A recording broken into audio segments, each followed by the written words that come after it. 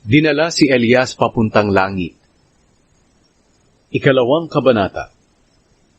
Nang oras na kukunin na ng Panginoon si Elias para dalhin sa langit sa pamamagitan ng isang ipo-ipo, naglalakad sina Elias at Eliseo galing sa Gilgal. Sinabi ni Elias kay Eliseo, "Maiwan ka na lang dito, dahil pinapapunta ako ng Panginoon sa Bethel." Pero sinabi ni Eliseo, "Sumusumpa ako sa buhay na Panginoon at sa iyo, hindi kita iiwan." Kaya pumunta sila sa Bethel. May grupo ng mga propeta roon sa Bethel na pumunta kay Eliseo at nagtanong, "Alam mo bang kukunin na ng Panginoon ang guro mo sa araw na ito?" Sumagot si Eliseo, "Oo, alam ko, pero huwag na nating pag-usapan." Pagkatapos sinabi ni Elias kay Eliseo, "Maiwan ka na lang dito, dahil pinapapunta ako ng Panginoon sa Jericho." Sumagot si Eliseo, "Sumusumpa ako sa buhay na Panginoon at sa iyo, hindi kita iiwan." Kaya pumunta sila sa Jericho. Muli may grupo ng mga propeta roon sa Jericho na pumunta kay Eliseo at nagtanong, "Alam mo bang kukunin na ng Panginoon ang guro mo sa araw na ito?" Sumagot si Eliseo, "Oo, alam ko, pero huwag na nating pag-usapan." Pagkatapos, sinabi ni Elias kay Eliseo, "Maiwan ka na lang dito, dahil pinapapunta ako ng Panginoon sa ilog ng Jordan." Sumagot si Eliseo, "Sumusumpa ako sa buhay na Panginoon at sa iyo, hindi kita iiwan." Kaya nagpatuloy silang dalawa sa paglalakad. May 50 miyembro ng mga propeta na nakatayo sa unahan, at nakaharap sila sa lugar na hinintuan ni na Elias at Eliseo sa ilog ng Jordan. Hinubad ni Elias ang balabal niya, inirolyo ito, at inihampas sa tubig. Nahawi ang tubig, at tumawid silang dalawa sa tuyong lupa. Pagkatawid nila, sinabi ni Elias kay Eliseo, "Bago ako kunin sa iyo, sabihin mo sa akin kung ano ang gusto mong gawin ko para sa iyo." Sumagot si Eliseo, "Gusto kong ipamana mo sa akin ang dobleng bahagi ng iyong kapangyarihan." Sinabi ni Elias, "Mahirap ang hinihiling mo, pero matatanggap mo ito kung makikita mo ako habang kinukuha sa harap mo. Kung hindi mo ako makikita, hindi mo matatanggap ang hinihiling mo." Habang naglalakad sila na nagkukwentuhan, biglang may dumating na karwaheng apoy na hinihila ng mga kabayong apoy. Dumaan ito sa gitna nila na nagpahiwalay sa kanila, at biglang dinala si Elias papuntang langit sa pamamagitan ng isang ipo-ipo. Nakita ito ni Eliseo at sumigaw siya, "Ama ko! Ama ko! Ang mga karwahe at mga ngabayo ng Israel!"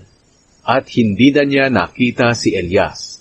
Pagkatapos, pinunit niya ang kanyang damit bilang pagpapakita ng kalungkutan niya. Dinampot niya ang balabal ni Elias na nahulog at bumalik siya sa tabi ng ilog ng Jordan at tumayo roon. Hinampas niya ang tubig ng balabal ni Elias at sinabi, "Nasaan na ang Panginoon, ang Diyos ni Elias?" Nang ginawa niya iyon, nahawi ang tubig at tumawid siya. Nang makita ito ng grupo ng mga propeta na galing sa Jericho, sinabi nila, "Ang kapangyarihan ni Elias ay sumasa kanya." Kaya sinalubong nila si Eliseo at yumukod sila bilang paggalang sa kanya. Sinabi nila, "May kasama kaming 50 malalakas na tao. Hayaan mong hanapin nila ang guro mo. Baka dinala lang siya ng Espiritu ng Panginoon sa isang bundok o sa isang lambak." Sumagot si Eliseo, "Huwag na ninyo silang paalisin." Pero nagpumilit sila hanggang sa nahiya na lang siya na tumanggi. Sinabi niya, "Sige, paalisin ninyo sila." Kaya pinaalis nila ang 50 tao at sa loob ng 3 araw ay hinanap nila si Elias. Pero hindi nila ito nakita. Pagbalik nila kay Eliseo na nasa Jericho pa, sinabi ni Eliseo sa kanila, "Hindi ba't sinabi ko sa inyo na huwag na kayong umalis?" Ang mga himala na ginawa ni Eliseo. Ang mga tao sa lungsod ng Jericho ay nagsabi kay Eliseo, "Ginoo, nakita naman po ninyo na mabuti ang kinatatayuan ng aming lugar, pero marumi ang tubig at hindi tinutubuan ang pananimang lupa."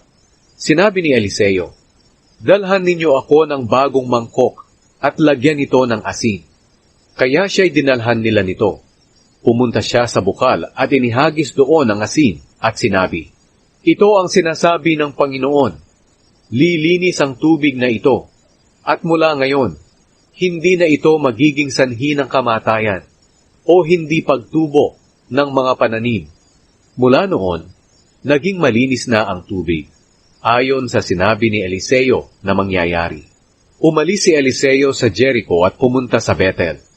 Habang naglalakad siya sa daan, may mga kabataan na nanggaling sa isang bayan at ininsulto siya. Sinabi nila, "Umakyat ka, panot! Umakyat ka, panot!" Lumingon si Eliseo. Tinitigan niya ang mga ito at isinumpa sa pangalan ng Panginoon. Pagkatapos, may 2 babaeng oso na lumabas galing sa gubat at pinagluray-luray ang 42 kabataan. Mula roon, pumunta si Eliseo sa bundok ng Carmel at pagkatapos ay bumalik siya sa Samaria.